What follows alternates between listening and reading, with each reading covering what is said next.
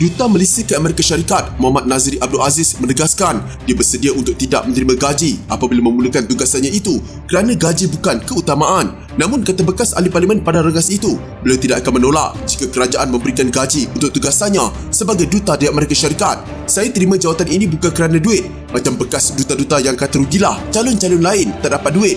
Mungkin gaji tinggi agaknya. Saya pun macam Perdana Menteri juga. Saya tak perlu gaji ini. Saya adalah duit sikit. Saya tak perlu pada gaji. Mungkin juga sebab difikirkan saya ada tugas tertentu yang boleh saya berikan. Itu sebab mereka lantik saya. Tapi kalau kerajaan nak bagi gaji, kita ambil. Saya bukan lagi ahli politik. Wang bukan matlamat. Katanya yang dipetik oleh Akhbar Utusan Malaysia. Menurut Nazri, penerimaannya terhadap lantikan jawatan itu bukan soal gaji, tetapi kerana mahu tanggungjawab dan merasakan bahawa dia masih boleh memberi sumbangan kepada kerajaan untuk selama 2 atau 3 tahun lagi. Selasa lalu, Kementerian Luar Negeri mengumumkan bahawa Nazri telah dilantik sebagai duta Malaysia ke Amerika Syarikat. Bagaimanapun, pelantikan itu mendapat kritikan daripada orang ramai dan setengah pemimpin yang berpandangan jawatan duta perlu dihaskan kepada diplomat yang mahir dalam hal ehwal antarabangsa.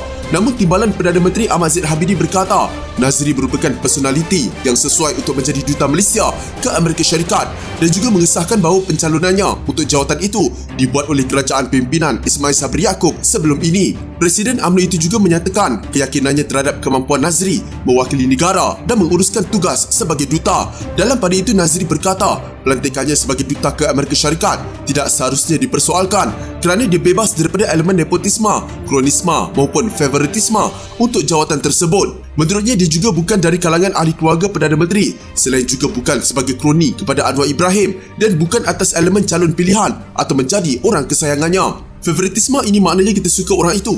Mungkin dia tak bagus kerja, tapi kerana Perdana Menteri suka pada saya, beri juga jawatan pada saya. Ini mungkin favoritisme sebab saya kenal Perdana Menteri bukan setahun dua, tapi sudah berpuluh tahun. Tapi penjelasan Perdana Menteri mengatakan, saya dipilih bukan waktu beliau menjadi Perdana Menteri. Saya dipilih oleh Jemaah Menteri pada Februari tahun lepas. Betul lah Perdana Menteri kata, pemilihan setahun lepas. Jemaah Menteri pilih saya. Setahun lalu kemudian, nama saya dihantar April tahun lepas dan pada September tahun lepas baru dilulus. Penjelasan Perdana Menteri bermakna, pelantikan ini bukan berdasarkan favoritisme. Bukan beliau yang pilih saya, bukan beliau yang memulakan proses pelantikan ini, tapi zaman Datuk Seri Ismail Sabri. Jadi jelaslah, tiada pilih kasih. Terima kasih Perdana Menteri. Jadi saya lepas tiga-tiga elemen itu. Terima kasih Perdana Menteri. Walaupun ada kritikan, pada saya yang penting Yang di-Pertuan Agong telah memberikan watikah pelantikan kepada saya dan Perdana Menteri membuat penjelasan, bukan beliau yang lantik saya.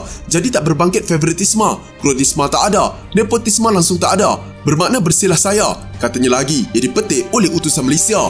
Nazri juga mendedahkan beliau ada mengadakan pertemuan dengan Anwar mengenai pelantikan sebagai duta ke Amerika Syarikat Disember lalu. Dalam pertemuan itu, saya ada beritahu sebagai sahabat dan sebagai kawan. Saya kata kalau beliau merasakan pelantikan saya ini mendatangkan beban kepada beliau, jangan lantik saya. Ini memang saya beritahu dia. Ya, saya teruja, seronok, gembira apatah lagi. Beliau Perdana Menteri. Tapi saya beritahu kalau pelantikan saya ini menjejaskan kredibiliti beliau, menjejaskan kerja beliau. Jangan lantik saya. Itu saya ada beritahu dia, katanya. Nazri berkata dia akan ke Amerika Syarikat sebaik sahaja mendapat arahan.